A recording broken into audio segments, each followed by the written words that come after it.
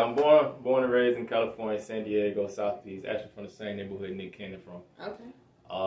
Went to school in Florida, Tallahassee, so it's like a whole second home for me.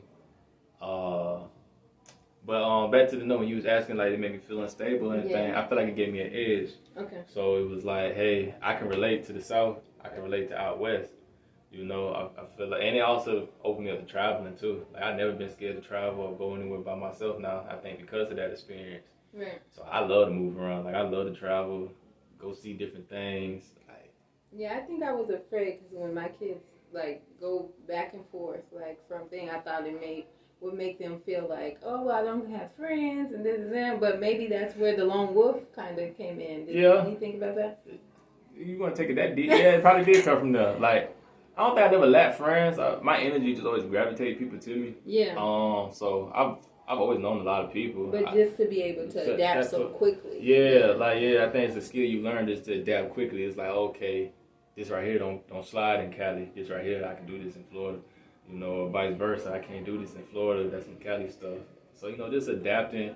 Sometimes I guess it makes you feel like you have like a lost identity a little bit because you just can't cultivate yourself to one type of culture, you know, based on the region you in.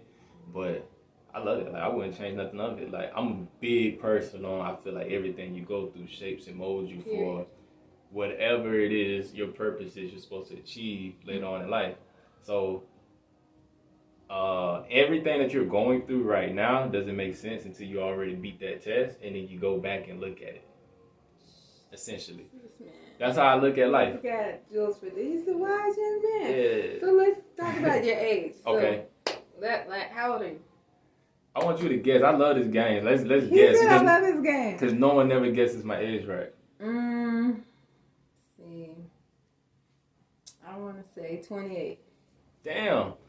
Am I good? Yeah. You must have seen something already. She might have research. I didn't see nothing. Okay, so I met him at a video shoot. Yeah, Malachi. His brother, his little brother. So I'm thinking his brother got to be like early 20s. Okay. So he's got to be pushing in. So I just calculated that way. This is just math, guys. Right. I'm an old lady. All right. So, I give you that one. Yeah. Yep. So I'm like, he's over here watching his little brother. Just laying back in the cut. Shout out Kai. Yeah. So I'm like, that is something amazing.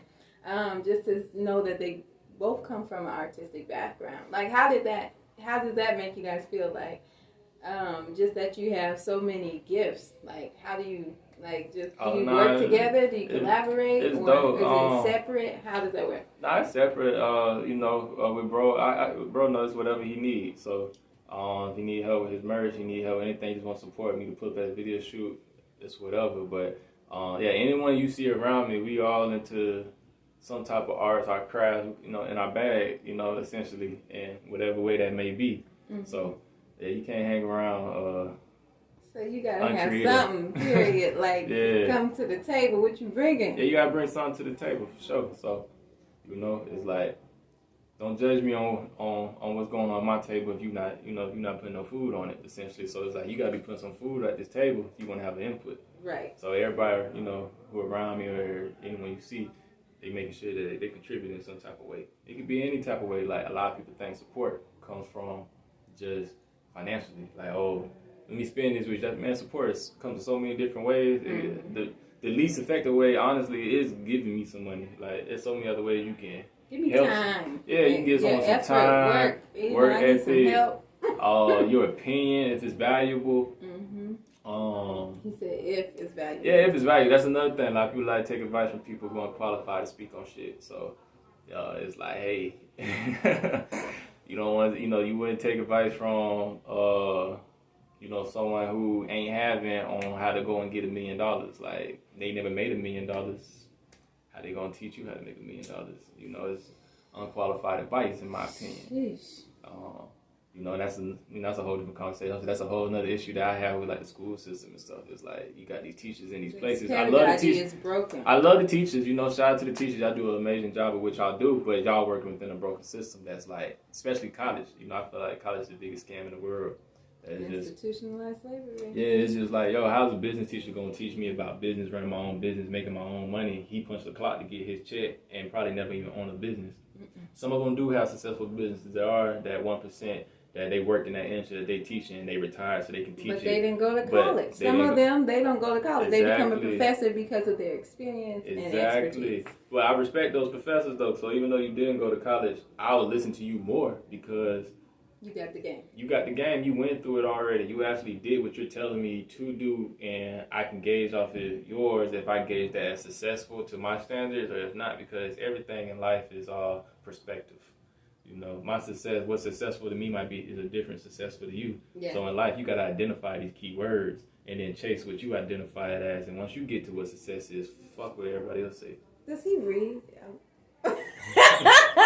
Look, this is just all street knowledge. Yeah. Does he read? Like, guys, are y'all getting this? I naturally be like this, but I ain't gonna lie. I do.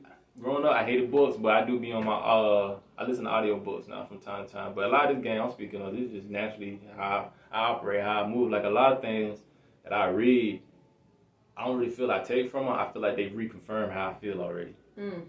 Yeah. It's in you. Yeah, they reconfirm the feelings. Do you understand? Listen, we're going to get on some universal truths in a minute. Hey, let's do it. Let's talk bring all the vibes out. That's what's up. So let's see. I just want to know, like, how many other siblings do you have? 2 sisters. Okay. Yeah, so shout out to my sister. I got a sister that stay right here in the A. You got to go get some cheesecakes, breeze cakes. You might have had one. I brought them to that video shoot, but I don't know. They might have been gone by then. Gone. Yeah. I was the PA. They the best little mini cheesecakes you compliance. Best little mini cheesecakes you can get for real. Like, I ain't gonna lie, strawberry is the favorite one, so I gotta throw a little star on. That's the Wolf favorite right there. That strawberry one be busting. And then I got another sister that she stay in Chicago, so she's my older sister. She's the oldest one. So shout out to her. Is she an entrepreneur too? Nah, she works in the medical field. Okay, listen. We all got our own lanes. Yeah. As long as we riding in them, that's what matters. Yeah, that's it, man. Listen, don't let this internet world make you feel like a regular 9 to 5 is trash or you lame because you ain't running a business ain't for everybody. It's not. You know, sometimes you can be an entrepreneur, but in a different way where, I forgot the exact word, I think it's entrepreneur or something, where you're not taking all the risks, but you still calling all the shots. So, it's a lot of different ways. Project management, you got to learn the skills somewhere. Like you said, he came out of corporate. Yeah, I came out of corporate. So I'm sure some of those attributes trickle down into his business. Yeah, now. I feel like I count everything to my corporate time. So I work for 500 big companies. I won't name them because I'm not going to give them no light. But, no shine. Nah, no shine at all. I can attest to it, though, that I treat those, I was in the corporate world 1823, so was that like 6 years? 5-6 years. So those 5-6 years, I treat that as college for me. I learned how to manage a business, manage people. I became a manager. I understood how to get the most out of employees, everything. So, I take those skills and I translate them to the best I can to what I got going on. So definitely, like I said, don't shy away from those 9 to 5. Like, the lamest thing in the world is being broke. So, you feel me? Not being able to provide, not being able to do what you want to do, that's what's lame. You feel me? So, you feel me? Like I said, from my Gym 3, like... Is that a shirt? Being broke is lame. Being broke is lame. Hey, that might have to be a little promo shirt. Yeah, a little promo right down my neck, notebook thoughts hoodie. Being broke is lame. So, don't get me wrong either. Being broke to me isn't having physical money. Being broke is a mentality. So you can have money coming in but still broke. Like, cause you ain't putting the money on the right thing. So when I say being broke is lame, that's really your mentality. Like, if you got a broke nigga mentality, you gonna be broke. Like, you can give a broke nigga $100 million in 3 months. Not even 3 months. That's a lot of time. Shit, probably in a week that nigga broke again. Yeah, you feel me? But if you can give someone who appears to look broke or a bum or whatever word you want to use for them, give them $100 million, but they've been reading up books on how to invest money and everything. They just been waiting for their shot. For someone to believe in them, and they'd take that and flip it, turn it into, 500 million, so that's all. It's all a mentality. Like, everything in life happens here. You can see it here, you can form it out here in the physical world. The intangible becomes tangible. Facts. This man, who is he? Where did he come from? Well, he's Cameron Wolf. owner of Messiah Clothing Brand, and even more. I feel like he's got more gifts. Hey, I think they're gonna. Man, it's gonna explode. Hey, we're gonna take it to wherever it's gonna go. Like I said, right now, it's crazy. Like I said, everybody eating up the modeling. Like that's nothing I even had a passion for. Can I? Like I still. What's the pose? All my poses was broke, yeah. They be crazy. Like I don't know. So, it's like, did he follow the magazine? Like, what happened? Like I said, I don't even know how that happened, man. Just shout out to all my photographers, man, who be putting in work for me. Man, photogs on deck. Yeah, shout out to them. Shout out to Jamisio, shout out to Malik. You know what I'm saying? Shout out to Kylie. Shout them out. Like, them my photographers for sure. But they be putting the work in. They be making me look good. So, it's working. So, we going to keep pushing that.